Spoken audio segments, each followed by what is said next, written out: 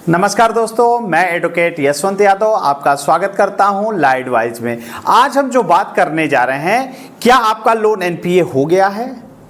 अगर आपने multiple loan में डिफॉल्ट हो गए हैं और एजेंट आपको बार बार परेशान कर रहे हैं, फ़ोन करके, घर पे आके विजिट करके, तो आपको क्या करना चाहिए? एनपीए के बाद कंपनी क्या कर सकती है और आपको क्या करना चाहिए? एनपीए के बाद पैसा देना चाहिए कि नहीं देना चाहिए?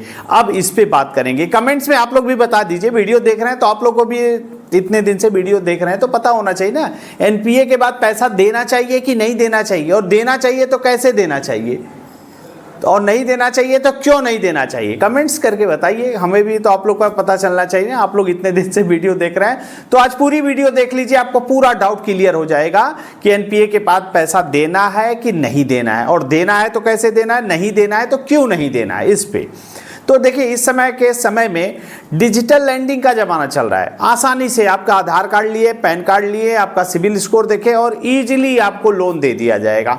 लोन दे देने के बाद दो कंडीशन आती है। एक आती है कि आपका ईएमआई टाइमली जा रहा है, बहुत अच्छी बात है, कोई दिक्कत नहीं है। दूसरा होता है कि ईएमआई नहीं जा पा रही है।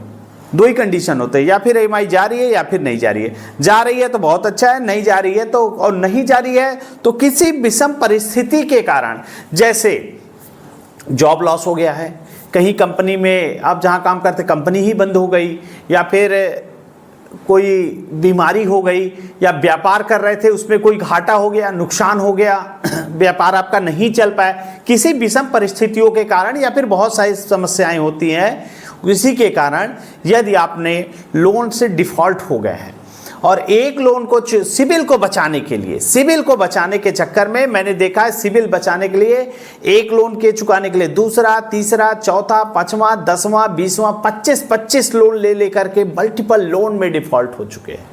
इतना डिफॉल्ट हो चुके हैं कि क्रेडिट कार्ड भी यदि आप यूज करते हैं, सिविल बचाने के लिए चाहिए, क्रेडिट कार्ड भी अगर आप यूज करते हैं और क्रेडिट कार्ड का लगभग 70 से 80% यूज कर लेते हैं, तो वो भी आपके सिविल स्कोर को इम्पैक्ट करता है। कि आपने क्रेडिट कार्ड का 70-80% यूज कर लिए तो आपके सिविल स्कोर को ये इम्पैक्ट करता है। तो जो इम्पैक्ट करेगा तो ये सिविल आपका खराब हो जाएगा। लेकिन लोन डिफॉल्ट हो चुका है, लोन डिफॉल्ट हो चुका है, बिना कुछ किए आपको करना क्या है? यदि आपने लोन लिया है और डिफॉल्ट हो गया है तो आपको एडवोकेट के माध्यम से प्रायर लीगल नोटिस जरूर दे दीजिए। अगर आप लीगल प्रायर नोटिस देते हैं, और ये देखिए, स्वतः नहीं दे दीजिए, अपने से नहीं कि मैंने नोटिस लिया, लिख दिया, कुछ भी लिख दिया, ऐसे नहीं। किसी एक्सपर्ट एडवोकेट के माध्यम से, किसी एक्सपर्ट एडवोकेट के माध्यम, जाओ तुम, हाँ जाओ तुम निकलो, ठीक जाओ, ठीक है। स्वयं आपके साथ देखिए, एक चीज बता दूं, कभी भी आपके पास लीगल अगर डिफॉल्ट हो गए हैं तो किसी एडवोकेट के माध्यम से लीगल प्रायर नोटिस दे दीजिए। और ये स्वयं देने के लिए मत सोचिए, किसी एडवोकेट के माध्यम से दीजिए, क्योंकि लोन कंपनियां, आप अगर कोई नोटिस देते हैं तो उसको ये सोचेंगी कि आपने कोई बात किया, उसका जवाब दिया। लेकिन अगर एडवोकेट के माध्यम से जाता है, जरिए स्पीड पोस्ट जाता है, इस पे एडवोकेट की स्टैंप लगी होती है, नाम रहेगा, एडवोकेट का चैम्बर नंबर रहेगा, सब कुछ रहेगा, तो उस कंडीशन में उसको कंपनियां इग्नोर नहीं करेंगी, रिकॉर्ड पे रखेंगी जरूर। और आरबीआई की गाइडलाइन में है, यदि आपने लोन लिया है, डिफॉल्ट कर गया है, नहीं पे कर पा रहे हैं, तो उस कंडीशन में कंपनी को अपनी परिस्थिति से अवगत कराना ये आपकी रिस्पॉन्सिबिलिटी है। तो आप अपनी रिस्पॉन्सिबिलिटी को समझते हुए कंपनी को लीगल प्रायर नोटिस भेज दीजिए, और लीगल प्रायर नोटिस भेजने के बाद आप चुपचाप शांति से बैठ जाइए। क्योंकि आपके साथ जो परिस्थिति थी आपने उसका रिप्लाई कर चुका है। अब कोई आपके बाद नोटिस आता है या एजेंट आते हैं, आपको डराते हैं, धमकाते हैं, तो साफ साफ कह दीजिए, मैंने लोन लिया था, डिफॉल्ट कर गया, मैंने कंपनी को लीगल प्रायर नोटिस दे दिया है, वहाँ हमारी कंपनी से बात हो रही है, जो वहाँ से निर्णय आएगा, जो बात होगी, जो उसका जवाब आएगा, मैं दे दूंगा। और अगर एजेंट भी आते हैं तो लीगल प्रायर नोटिस एजेंट को भी आप दे सकते हैं। और एक चीज बताइए, क्या लोन लिए हैं, डिफॉल्ट हो गए हैं, तो ये कोई अपराध है? लोन का न चुकाना अपराध नहीं होता है कि लोन नहीं चुका पा रहे हैं ये अपराध हो गया, आपके नाम पे सजा हो जाएगी, जेल हो जाएगी, या आपके नाम पे एफआईआर दर्ज हो जाएगा। किसी का लोन की ईएमआई न देने पे एफआईआर दर्ज हुआ है? इतने लोग देख रहे हैं, आप लोग वीडियो बताइए, किसी के नाम पे एफआईआर दर्ज हुआ है? तो जवाब है नहीं। लोन की ईएमआई डिफॉल्ट होने में एफआईआर दर्ज नहीं होता। और आरबीआई की गाइडलाइन आपके फेवर में है। रिकवरी एजेंट बहुत हरास करते हैं, परेशान करते हैं, तो ऐसी कंडीशन में बहुत सारी आरबीआई की गाइडलाइन है जो आपके पक्ष में है। रिकवरी एजेंट ऐसे गलत तरीके से नहीं, फर्जी हैं, जेन्युइन है, उनके पास नोटिस है तो कि नहीं है, विजिट लेटर है कि नहीं, बहुत सारी कंडीशन होती है, लेकिन ये लोग उसका पालन नहीं करते हैं। जब उसका पालन नहीं करते तो आप भी इनसे डरने की ज़रूरत नहीं है। अब रही बात नोटिस की, यदि कंपनी कोई भी नोटिस देती है, चाहे रिकॉल नोटिस हो, डिमांड नोटिस हो, आर्बिट्रेशन नोटिस हो, payment and settlement act section 25 का नोटिस हो, एडवोकेट की तरफ से नोटिस हो, एनआई एक्ट का नोटिस हो, कोई भी नोटिस आता है तो कंपनी को जवाब बना के जरूर दीजिए। कंपनी से नोटिस का रिप्लाई जरूर करते रहिए। नोटिस का रिप्लाई करेंगे तभी उसका समाधान निकलेगा। तो अब क्या करना है, बात क्या है, एनपीए के बाद, अगर एनपीए हो जाने के बाद कंपनी पैसे वसूलने के लिए हर संभव कोशिश करती है, और जब उनको लगता है हर संभव कोशिश करने के बाद कि अब इनके पास पैसे नहीं है, ये जेन्युइन डिफॉल्टर है, ये पैसे नहीं पे कर पाएगा, तो 9 से 12 महीने में आपके अकाउंट को राइट ऑफ में डाल सकते हैं।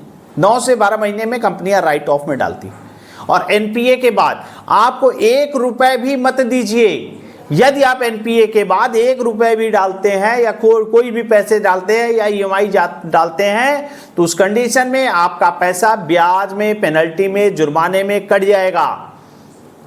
आपको एनपीए के बाद हो जाने के बाद आपको उसमें पैसा नहीं डालना है। उसमें पैसे डालने, अगर कोई एजेंट कहता है ना एनपीए हो गया, आप एक किस्त डाल दीजिए, उसके बाद मैं अगले महीने सेटलमेंट कर रहा हूँ। बहुत सारे क्लाइंटों के पास फोन आता है, सर एक ईएमआई दे दीजिए, उसके बाद अगर आप एक ईएमआई देते हैं या कुछ भी करते हैं तो उस कंडीशन में कंपनी को, जो कंपनी है उस कंडीशन में ब्याज में, पेनल्टी में, जुर्माने में आपका पैसा चला जाएगा। उसका पैसे का आपको डायरेक्ट कोई फायदा नहीं होना है। तो फिर अगर आप एनपीए होने के बाद राइट ऑफ हो गया, फिर कंपनियां सेटलमेंट पे आ जाती हैं। अगर आपके पास पैसे हैं तो आप भी सेटलमेंट लेटर दे दीजिए। कंपनी अगर सेटलमेंट नहीं आ रही है, नहीं सेटलमेंट कर रही है, तो आप कंपनी को सेटलमेंट नोटिस दे दीजिए। आप अपने माध्यम से भी सेटलमेंट का नोटिस दे सकते हैं।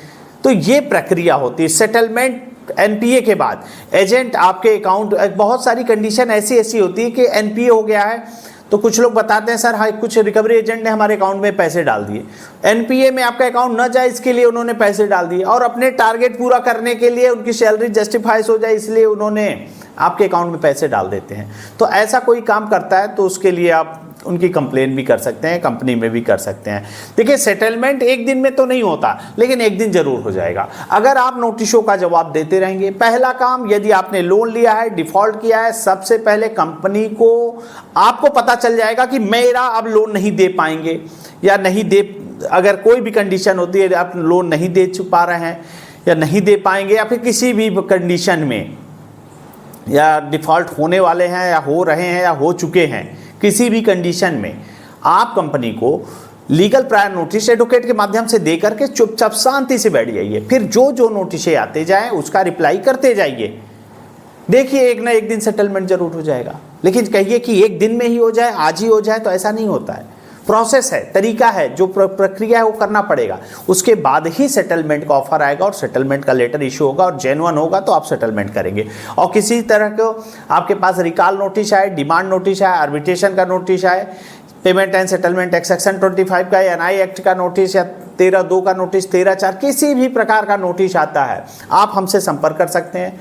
उसके बाद मैं नोटिस का जवाब दे दूंगा। और ये जो रिकवरी है एजेंट और कंपनी या जो जाति कर रही हैं आप लोग के, उसके खिलाफ मैं हूं आपके साथ। आपकी लड़ाई में हर सहयोग, जहां तक लीगली जो सहयोग होगा हमारे एंड से आपको किया जाएगा। और किसी प्रकार की कोई दिक्कत हो, समस्या हो, परेशानी हो तो आप हमसे, हमारा नंबर है, आप हमसे संपर्क कर सकते हैं। मैं अपनी बातों को यही समाप्त करता हूं। जय हिंद, जय भारत, नमस्कार।